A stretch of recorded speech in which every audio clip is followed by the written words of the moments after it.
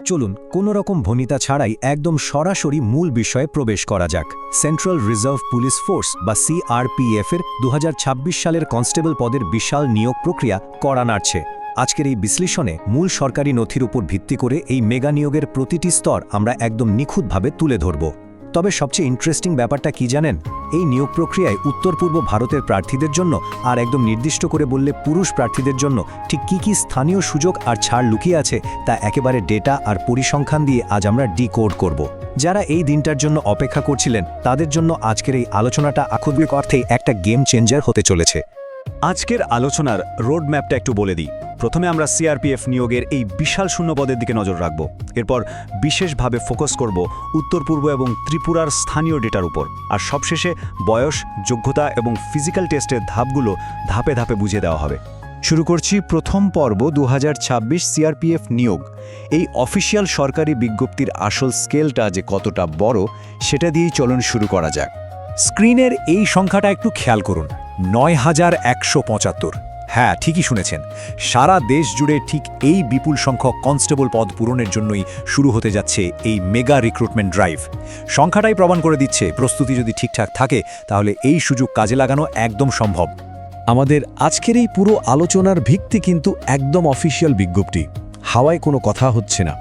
এখানে স্পষ্ট বলা হয়েছে যে টেকনিক্যাল, ট্রেডসম্যান এবং পায়োনিয়ার এই তিনটে আলাদা উইংয়ে কনস্টেবল নিয়োগ করা হবে। মানে কেবল একটা নির্দিষ্ট কাজ নয়, বরং বিভিন্ন ধরনের স্কিল আর ট্রেড ভিত্তিক দক্ষতার উপর জোর দিচ্ছে সিআরপিএফ। এবার আসি সবচেয়ে জরুরি কথায়, সময়। ক্যালেন্ডারে ডেট দুটো দাগ দিয়ে রাখুন। অ্যাপ্লিকেশন পোর্টাল খুলছে 20 এপ্রিল 2026, আর অনলাইনে ফি জমা দেওয়ার একদম লাস্ট ডেট হলো 19 মে 2026। এই তারিখটা কিন্তু চরম কড়াকড়িভাবে মানা হবে, তাই লাস্ট মিনিটে করব ভেবে বসে থাকাটা একেবারেই বোকামি হবে। চলে আসছি দ্বিতীয় পর্বে, দেশ জুড়ে শূন্য পদ। এবার দেখা যাক এই যে হাজার হাজার ভ্যাকেন্সি, এগুলো দেশের বিভিন্ন রাজ্য আর ক্যাটেগরিতে ঠিক কিভাবে ভাগ করা হয়েছে। চার্টটা দেখলেই বুঝবেন এই নিয়োগের মূল লক্ষ্য আসলে কারা। মোট ৯,১৭৫টা পদের মধ্যে ৯,০৯৬টাই কিন্তু পুরুষ প্রার্থীদের জন্য, ভাবা যায়। অন্যদিকে মহিলাদের জন্য রয়েছে ৯৭টা পদ, আর অল ইন্ডিয়া বেসিসে পায়োনিয়ার উইংয়ে পুরুষদের জন্য রয়েছে আরও ২০টি পদ। পুরুষ প্রার্থীদের জন্য এটা নিঃসন্দেহে একটা বিশাল বিশাল সুযোগ।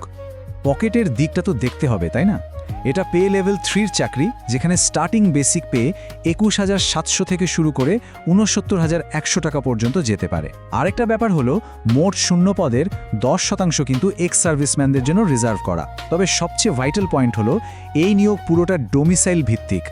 সহজ কথায়, প্রার্থীরা যে রাজ্যের স্থায়ী বাসিন্দা শুধুমাত্র সেই রাজ্যের জন্যই ফাইট করতে পারবেন। এবার আসি আমাদের সবচেয়ে আকর্ষণীয় অংশে, তৃতীয় পর্ব, উত্তর পূর্ব ও ত্রিপুরার ডেটা। ডোমিসাইল ভিত্তিক নিয়োগ তখন উত্তর পূর্বের প্রার্থীদের জন্য, বিশেষ করে ত্রিপুরার স্থানীয় চিত্রটা ঠিক কেমন, চলুন সেটা ডিকোড করা যাক। এই টেবিলটা একটু ভালোভাবে খেয়াল করুন। উত্তর পূর্বের দিকে তাকালে আমরা দেখব আসামের সিট সবচেয়ে বেশি, 286টা। এরপরই নাগাল্যান্ডে 86টা, মেঘালয়ে 52টা এবং মণিপুরে 47টা পদ আছে। আর ত্রিপুরায় সেখানে স্থানীয় প্রার্থীদের জন্য রয়েছে সলিড 46টা পদ।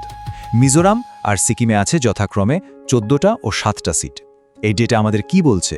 বলছে যে কম্পিটিশনটা মূলত নিজের রাজ্যের চেনা পরিমণ্ডল আর প্রার্থীদের মধ্যেই হবে।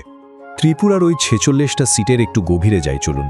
ডেটা বলছে ত্রিপুরা থেকে যারা ড্রাইভার পদের কথা ভাবছেন তাদের জন্য সুযোগ সবচেয়ে বেশি, 16টা সিট। এরপরেই আছে মোটর মেকানিক, যেখানে ভ্যাকেন্সি 12টা, আর বিউগলার পদে আছে 5টা সুযোগ। মানে ত্রিপুরা থেকে যারা এই নির্দিষ্ট টেকনিক্যাল ট্রেডগুলোতে লড়বেন তাদের প্লেসমেন্ট পাওয়ার চান্স কিন্তু সবচেয়ে হাই। এখানে একটা দারুণ চমক আছে। ডোমিসাইল নিয়ে সরকারি নিয়মে একটা বড়সড় অ্যাডমিনিস্ট্রেটিভ শর্টকাট দেওয়া হয়েছে। আসাম আর অরুণাচল প্রদেশ এই মুহূর্তে ডোমিসাইল সার্টিফিকেট ইস্যু করছে না, তাই এই দুটো রাজ্যের প্রার্থীদের ডকুমেন্ট ভেরিফিকেশনের সময় কোনো ডোমিসাইল জমা দিতে হবে না। পরবর্তীতে জেলা প্রশাসনের মাধ্যমে তাদের স্ট্যাটাস চেক করা হবে। এটা একটা বিরাট স্বস্তির খবর, তাই না? চতুর্থ পর্ব, বয়স এবং যোগ্যতা। শূন্যপদ তো দেখলাম, কিন্তু হার্ডেলগুলো তো পেরোতে হবে। কারা আবেদন করতে পারবেন আর বয়স ঠিক কতটা লাগবে সেটা এবার পরিষ্কার করা যাক। বয়সের ক্ষেত্রে কিন্তু দুটো একদম আলাদা ব্র্যাকেট আছে। কনস্টেবল ড্রাইভার পদের জন্য বয়সসীমা একটু বেশি রাখা হয়েছে, 21 থেকে 27 বছর। অর্থাৎ প্রার্থীর জন্ম 2 জানুয়ারি 1999 থেকে 1 জানুয়ারি 2005-এর মধ্যে হতেই হবে। অন্যদিকে মোটর মেকানিক বা অন্যান্য ট্রেডসম্যান পদের জন্য বয়স হতে হবে 18 থেকে 23 বছরের মধ্যে। মানে কোন পদের জন্য লড়বেন তার উপর ভিত্তি করেই বয়সের হিসাবটা কষতে হবে। শুধু মাধ্যমিক পাশ করলেই কিন্তু এবার চিড়ে ভিজবে না। পদ অনুযায়ী আলাদা টেকনিক্যাল স্কিল চাই, যেমন ড্রাইভার পদের জন্য হেভি ভেহিকল বা ভারী যান চালানোর একদম ভ্যালিড লাইসেন্স থাকতে হবে। মোটর মেকানিক পদের জন্য মাধ্যমিকের পাশাপাশি 2 বছরের আইটিআই সার্টিফিকেট থাকা মাস্ট। আর অন্যান্য ট্রেডের ক্ষেত্রে নিজের কাজে একদম পাকা হতে হবে। চলে এসেছি একদম শেষ এবং অত্যন্ত ক্রিটিক্যাল একটা পর্বে, শারীরিক মান ও পরীক্ষা। আধা সামরিক বাহিনীতে যোগ দেবেন আর ফিজিক্যাল টেস্ট নিয়ে কথা হবে না, তা তো হয় না। গোটা নিয়োগ প্রক্রিয়াটা বলতে গেলে একটা লম্বা ম্যারাথনের মতো। মোট 5টা ধাপ পার হতে হবে। প্রথমে শারীরিক সক্ষমতা ও মাপজোক বা পিইটি, পিএসটি। এটা ক্লিয়ার করলে বসতে হবে কম্পিউটার বেসড টেস্ট বা সিবিটিতে। এরপর স্কিল প্রমাণের জন্য ট্রেড টেস্ট, তারপর ডকুমেন্ট ভেরিফিকেশন, আর একদম শেষে ডিটেইলড মেডিকেল এক্সাম। প্রত্যেকটা ধাপেই কিন্তু পাশ করা বাধ্যতামূলক। শারীরিক মাপকাঠিতে উত্তর পূর্ব ভারতের প্রার্থীদের জন্য একটা বলতে গেলে জ্যাকপট রয়েছে।